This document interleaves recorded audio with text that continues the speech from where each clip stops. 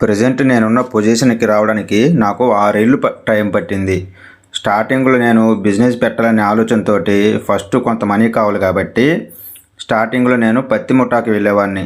పత్తి ముఠాకి వెళ్ళి ఒక 20,000 రూపాయలు సంపాదించుకొని ఆ 20,000 పట్టుకొని ఏ సరుకు ఎక్కడ తక్కువ రేటుకు వస్తుందో కనుక్కోవడానికి అని చెప్పేసి హైదరాబాదు, విజయవాడ, నర్సరాపేట ఇలా కొన్ని సిటీలు తిరిగి ఎక్కడ ఏ సరుకు తక్కువ రేటుకు వస్తుందో కనుక్కొని ఇంటికి వచ్చి ఇంట్లో ఒక 2.5 లక్షలు డబ్బులు తీసుకొని ఒక చిల్లర కొట్టు పెట్టుకొని ఆ చిల్లర కొట్టులో రూపాయి పోగు చేసుకొని తర్వాత పైపుల షాప్ పెట్టా.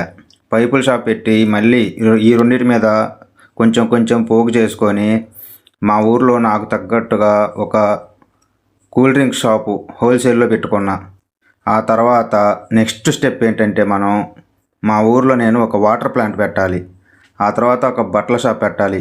ఇవన్నీ సక్సెస్ అవ్వాలని నాకు బలంగా ఉంది.